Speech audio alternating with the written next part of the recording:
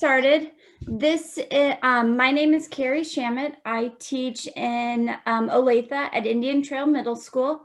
I have kind of taught all over the place at Indian Trail Middle School. I started as a math teacher, then I went into pre-engineering. Along the way, I've picked up reading, sixth grade literacy, and a few others. So I've kind of been all over the place. This year I'm back in math and engineering.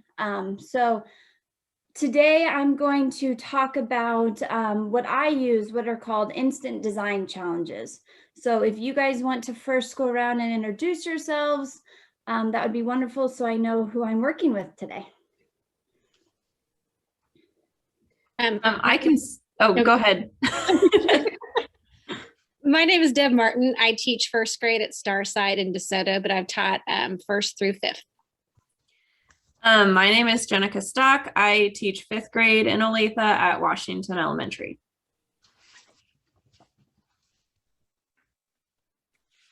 I'm Taylor Rabel, and I teach with Carrie at Indian Trail Middle School, but I teach 8th grade language arts.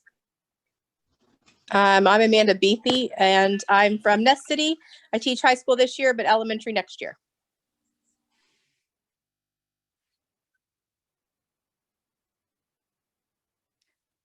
I'm Sherry Crawford. I'm the school librarian at Shawnee Mission North.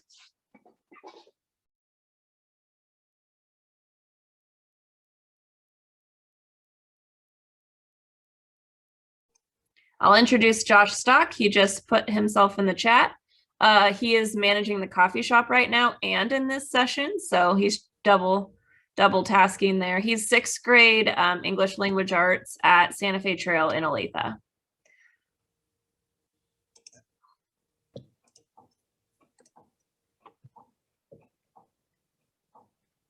Okay, well, if the rest of you want to introduce, you're more than welcome to. I will go ahead and get started. So I use what are called instant design challenges. They are short little projects or building activities for kids to do. So when I taught math, it became so tedious day to day doing the exact same thing. And my kids just needed a break sometimes. They just needed to step out of the ordinary, do something fun, even though we did some fun stuff, at least I thought, but you know, it was math class. So I started doing little challenges. And over the years, I've grown quite a bit on what those challenges are.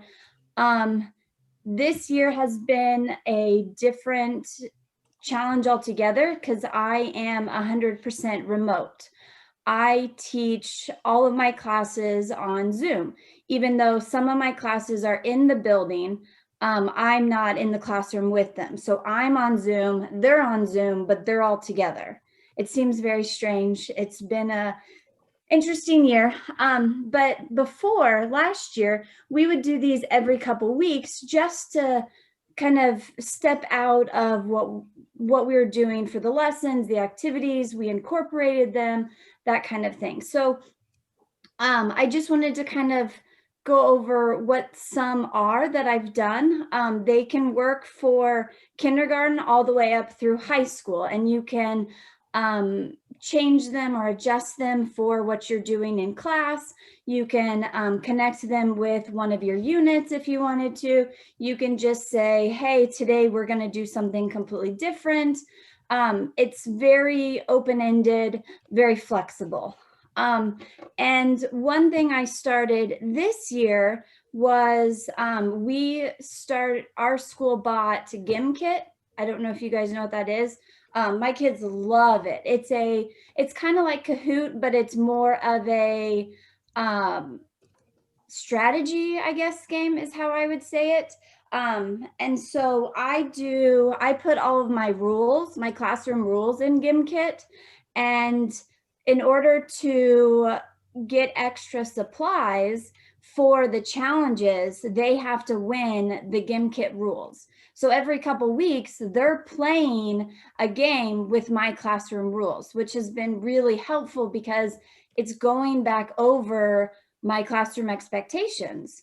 And if they win that challenge, I'll give them maybe 2 extra craft sticks, or, you know, 1 extra rubber band, or, you know, nothing huge, but it's like, ooh, I won, I get extra supplies. And they don't even realize yet, I don't have to explain my rules every week or after a break because we're playing a fun game with my rules. So that is something I did this year that I hope to continue to use, because it saves, you know, 5-10 minutes of classroom rules game saves me, you know, 4 days of going back over them every day, practicing, that kind of thing. So that's one thing that I started this year that I have really seen a benefit for. Okay, so I'm going to share my screen to show you. I made a list of all of the games that I could think of. Or my instant design challenges that I could think of. I know there's a lot of other ones, and I'm sure you guys use them. You just may not call them the same. And again, I do these mainly in my engineering classes, but I do use them in my math classes, and I used to do it in my reading classes as well. And I will share this link in the chat as well. So designs are to be completed with few supplies, so you don't have to go out and buy a ton of things. I try to get them done in it may be a 15-minute activity, it may be a 2-day activity, just depending on what you want to do with the kids. A lot of them I get from Pinterest or other sites, and I just make them work for my classes. So here are one I always do at the beginning is kind of a starter. It's called the tallest tower. And at back to school night or open house, whatever your school or district calls it, when the parents come in to meet all the teachers, I do this one with my parents as well. And so the parents are working on this task while I'm sharing the class. But they have to create a freestanding tower that's the tallest for the class. I mainly use the 10 spaghetti and 10 marshmallows. That's the one the kids like better, but it also works with gumdrops, toothpicks, note cards, a foot of tape. You can even kind of expand it out. So whatever you have kind of lying around the room, it works really well with. But it's a tallest tower. It can't be taped to the ground. It can't be leaning against anything. It has to be freestanding. Another one I do is catapults. I always do this around Halloween. We call it pumpkin chunkin'. And we watch videos on actual like live pumpkin chunkins, which are huge catapults and trebuchets that launch like actual real pumpkins, like hundreds of, you know, like 100 yards, but we do it with little marshmallows. So launch a soft object. I did this one with the kids at home this year. And so they just had to find a soft object. Many of them just crumpled up a piece of paper and launched it in their, you know, family room or bedroom, wherever they were at home. Craft sticks work, rubber bands. Some didn't have those, so they used a spoon and like a little, a pen or pencil, or, you know, it can be anything. So catapults are another fun one to use. Slowest marble. They have to make a ramp to get the marble to go the longest distance, but at the slowest pace. So this one, it kind of makes them think differently, because most of the time they think, oh, well, I just want a marble to go super, super fast, but you want it to go slowly. So that's always fun, kind of making them think about it a little differently.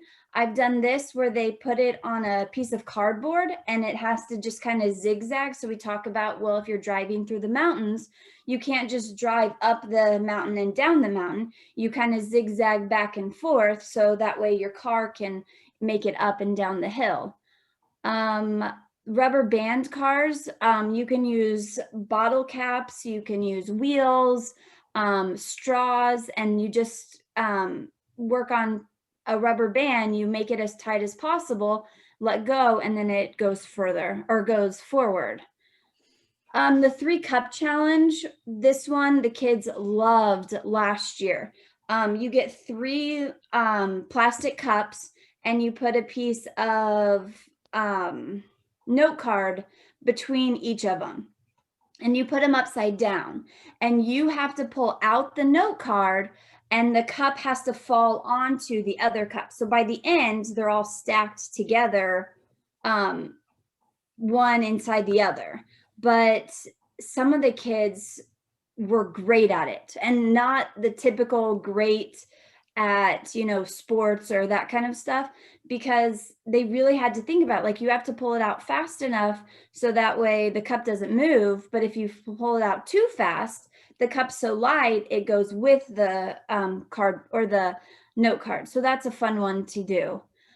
Paper airplanes. Every year I do paper airplanes, and I'm shocked by how few of the kids actually know how to build a paper airplane, which I guess is good for all you elementary teachers that they don't know how to fly paper airplanes or throw them. But it's fun to show them lots of different designs, that kind of thing. And then we actually fly them in class, depending on where they're seating. Grab bag. This, you just put random items in a bag and tell the kids they have to build something.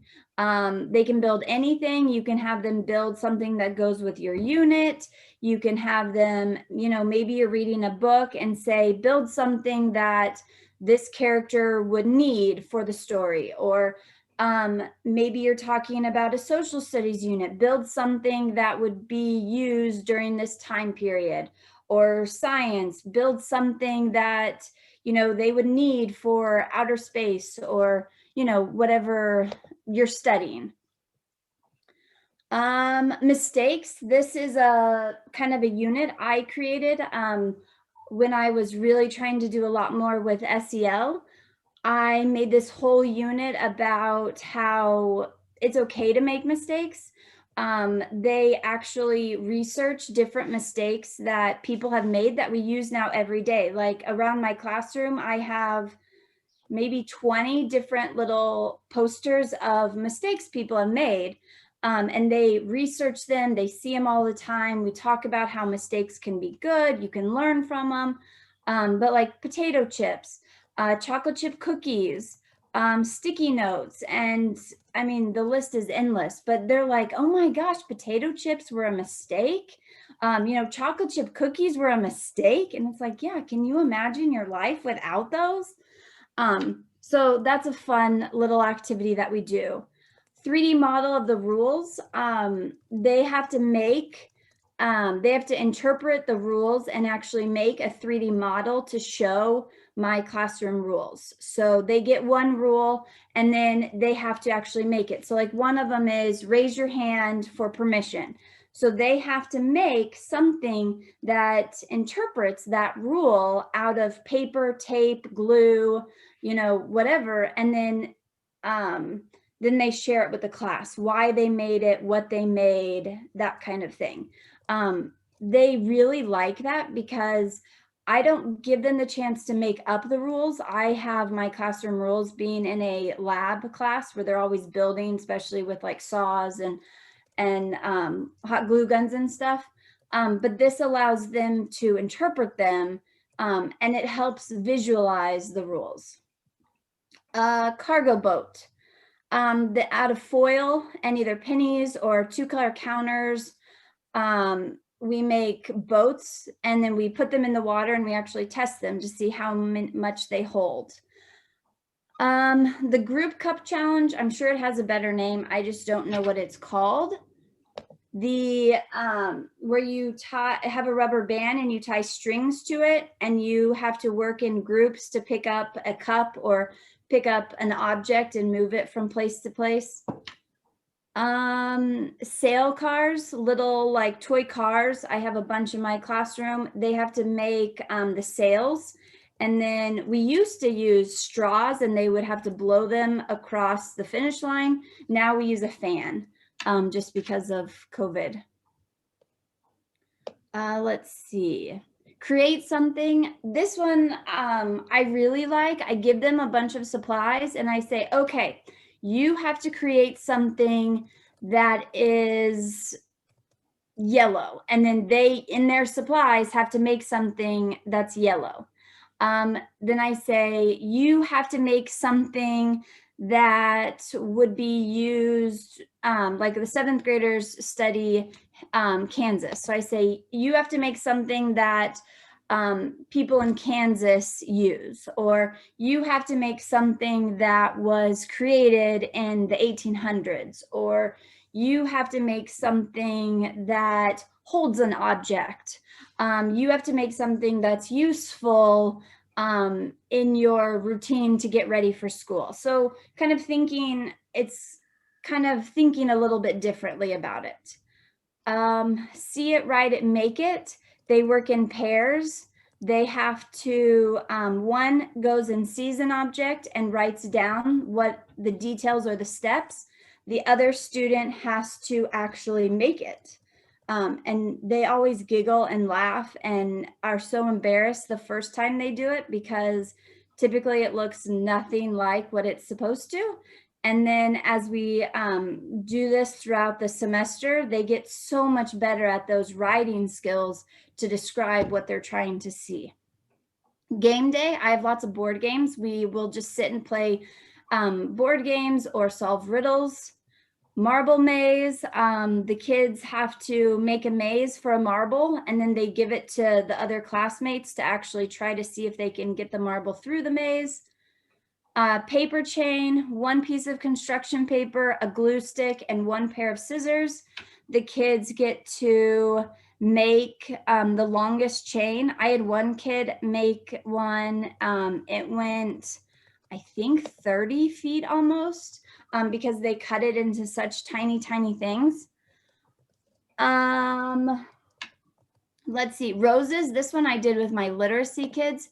We read Death by Toilet Paper, which is a fantastic book. I read it with 6th graders, and we actually take toilet paper and you make roses. And so then I was like, well, now that they have these roses, what should we do with them? So I had them write little thank you notes to teachers, and they took the rose and with the thank you note and would give it to an actual teacher. And then the floating ball, this one is where you take a straw and you connect a funnel on it, and you have to keep a ping pong ball floating in midair, and then catch it back in the funnel. So questions are the class time. Most of these can be done in one class or less. Some of them do take a little extra. It just kind of depends on your grade level too. But you don't have to make them super complex. Like the catapults, they have to, my kids, like they have to fly 3 feet. So, you know, if you want to spend 3 days, 4 days, you know, make them say they have to go 10 feet, or give them more supplies, or, but most of them I do in at one class or less time. But it allows the kids to kind of, you know, not have to sit through a typical class. They get to move, they move. It's amazing how many conversations you can have with the kids during these building times.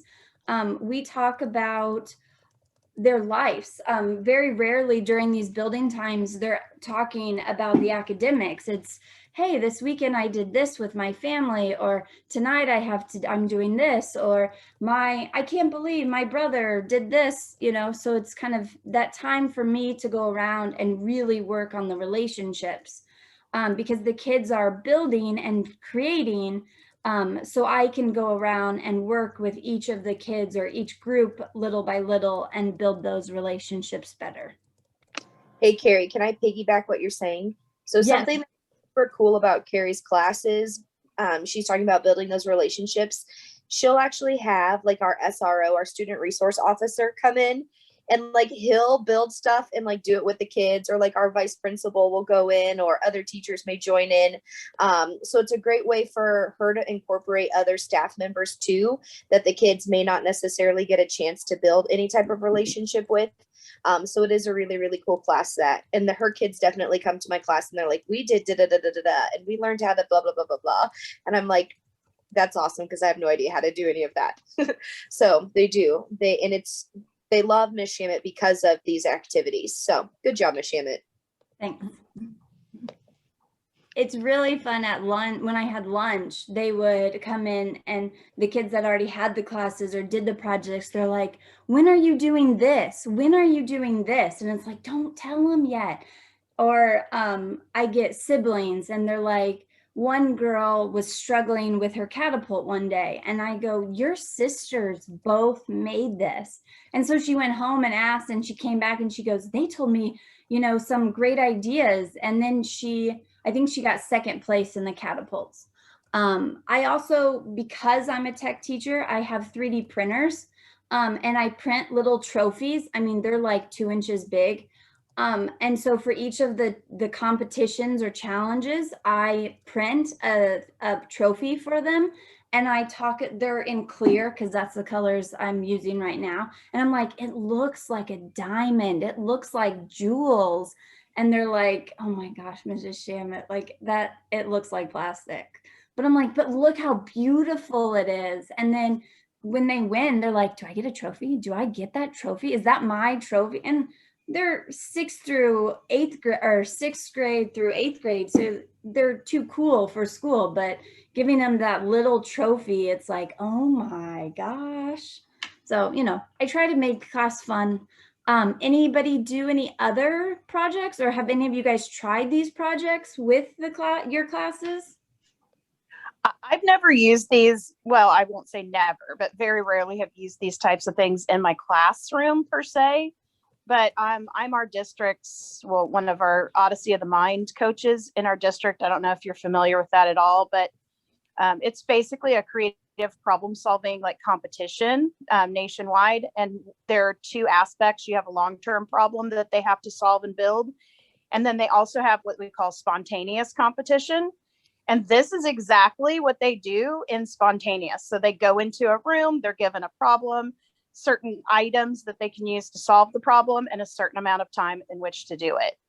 And they have rules and parameters around that. And so actually, if you're looking for more resources, honestly, there are spontaneous websites for like almost every single state in the nation that participates in Odyssey of the Mind, where you can go and just look up spontaneous, and they have everything. They have like the materials you need listed. They have, the time limit, what the directions are, and all of that. It's so much fun. The kids love it. Like that's their favorite part.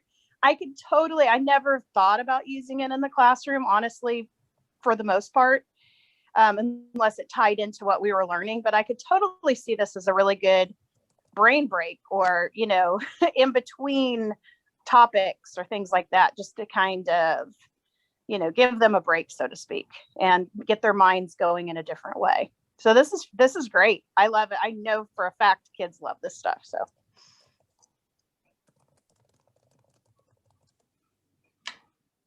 One thing I will add is I always do these the day before break.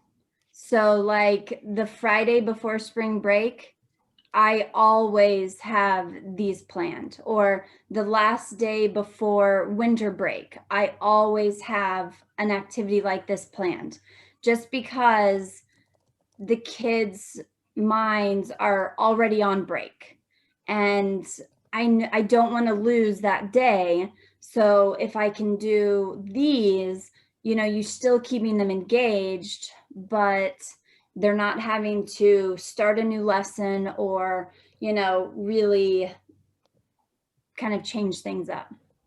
I usually am doing matter around when we go to winter break. And so I always make snow on the day before winter break with like conditioner and I think it's baking soda. And so that's a really fun activity, and it goes a little bit with our unit that we're doing. That sounds awesome.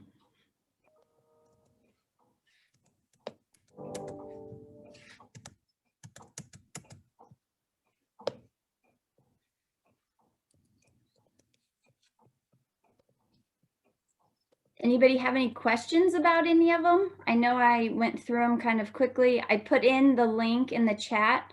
You are more than welcome to use any and all. Most of them, like I said, I find either videos on YouTube or on Pinterest or, you know, kind of, I can't say I created all of them by any means, so. I really like the idea of how you did the 3D for your rules, because we have an expectations day we usually have to do, well, when we first come to school in August and then again in January. And the January one is just, when I taught 5th grade, they hated it because they know what they're supposed to do. Do they do it? No, but they know what they're supposed to do. But this would be a fun way, even for my 1st graders, to show those rules again. And so we might even do it both in August, and maybe they'll be better at it again in January, but I really like that idea.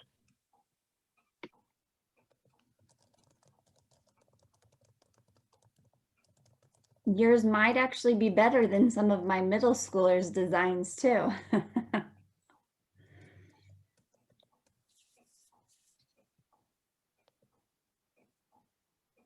Okay, that's. I tend to do all these like the last week of school. I pick a different one every day so that they have something to look forward to coming to school to do.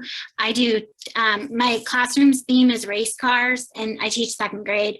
So we do toilet paper race cars with the toilet paper holders and lifesavers. And then they try to see who can get it down the hallway faster or further. And then I do the marble maze. I do that one too, just so that they have something every day to look forward to the last week of school. I really like that idea. That's a good idea.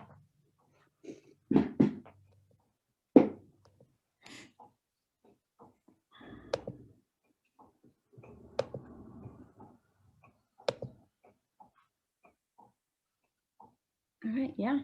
I know the board games I do throughout the year, and I shared earlier, I used to do them before school, where I'd open up my classroom and any kids would come in and they could play all the board games.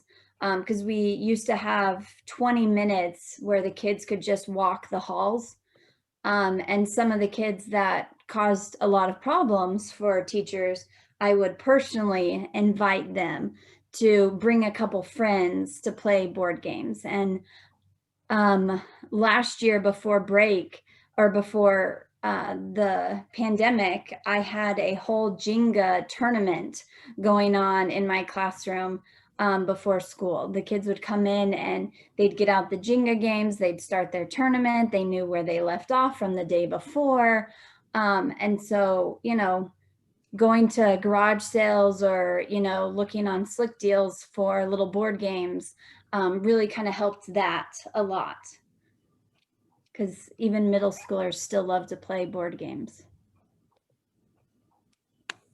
So some years, the very last week of school, after we finish reading a novel in our class, I actually have kids design their own board games based on the novel. And then they spend like the last few days of school actually playing each other's board games, like based on this book.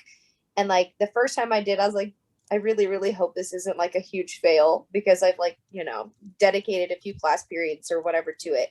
And I've never had my kids like so engaged. Like they absolutely loved it. And some of them will just take like old board games from their home and kind of like redesign it. Some kids will bring in like poster board, and, you know, like they're all about like making and creating their own little mini figures, or like using Monopoly pieces. And I gave them like a list of like how many questions needed to be about characters, or like how many questions needed to be about like figurative language, just so like there's at least a few guidelines. But then otherwise I turned them loose, and it was really fun to see them like latch onto that.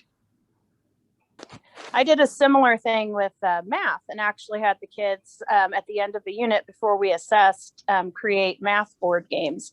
And I was really pleasantly surprised, with their creativity that, you know, that they had, B, how excited they were about it. And like the last day after everybody had finished, we'd had a day where they just took turns playing each other's board games, and it was fabulous. And just hearing the comments like, oh, I would have never thought to do this, or, you know, that kind of stuff, or this is really hard.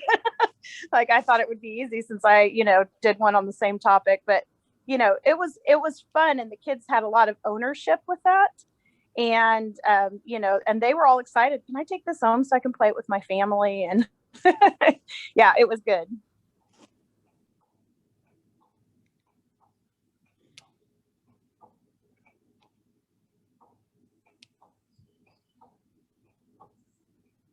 Do you guys have any other questions? Or, you know, I know supplies sometimes can be the struggle on these activities, but most of them can be done with just paper, glue, tape, that kind of thing.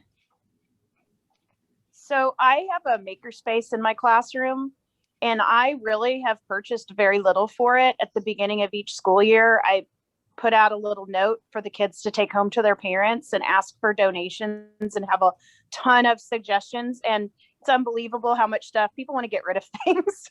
And so I really run out of space, honestly. You know, have to have tubs of things elsewhere, or boxes, you know, but it's great because then I have so much, and the kids will never say, well, I don't have anything to do this with, or, you know, no excuses.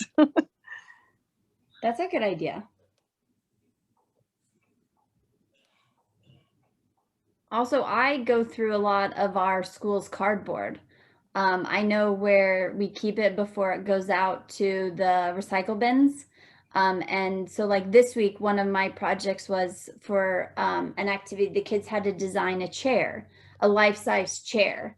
And they didn't have to sit in it. Like, it wasn't to hold weight. It was just for the height or the size. And so I think 3 different mornings before they wheeled out the cardboards, but after our lunch got all their boxes unpacked, I went and grabbed all the cardboard boxes. And I always get funny looks from our custodian and our lunch ladies, but then, you know, cardboard is super easy to use for all the projects. And then this week they made actual chairs for their assignment. So use what you have around the school. Toilet paper rolls and paper towel rolls. I used to give kids like plastic trash bags. If kids would bring in 5 of them, I would give them a Jolly Rancher or a Lifesaver or something. So sometimes kids would bring in a bag full, and it's like, okay, I'm not counting those. Here's a handful. But the kids enjoy helping bring in that kind of stuff, and it doesn't cost any money because otherwise it just goes out in the recycle bins. So. And your custodians and lunch people are very helpful too. If you say, hey, I need those toilet paper rolls and the paper towel rolls, or I need empty water bottles, they will collect them for you in a heartbeat. It's amazing how eager they are to help out too, because then they're contributing and helping out the kids, and they're fabulous. So. Mm-hmm.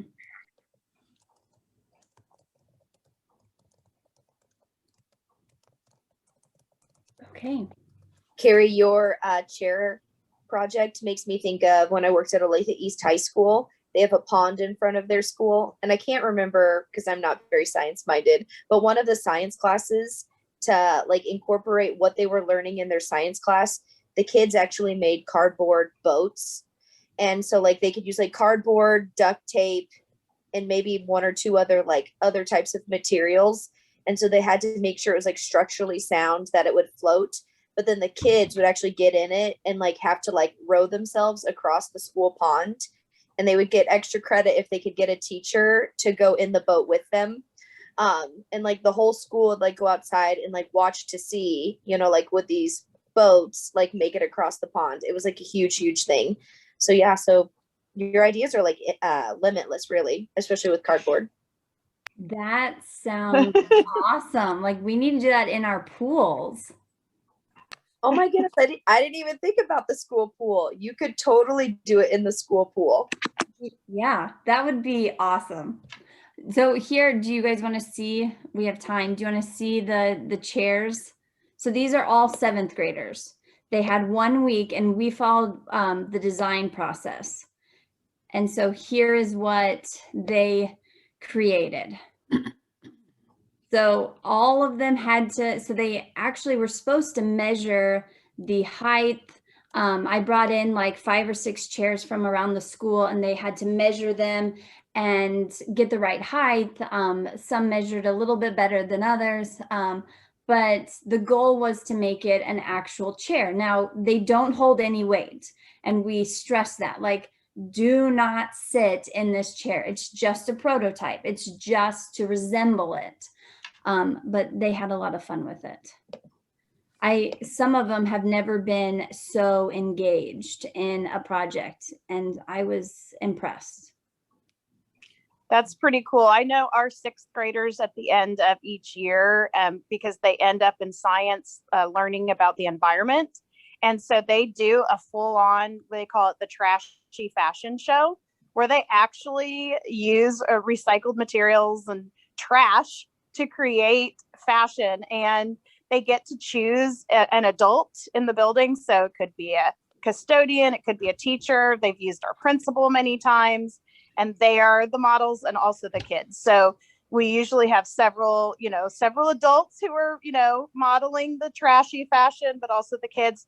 One year, one of my students was very much into composing music, and he did the whole music for the whole fashion show. And it was just a really, really, it's a fun, cool thing. And they look forward to it at the end of every year. I have a picture of Josh Stock wearing a newspaper tutu dress that the kids made for him to wear at school too. That's They do awesome. love that stuff. I love that idea. Are you going to share the picture?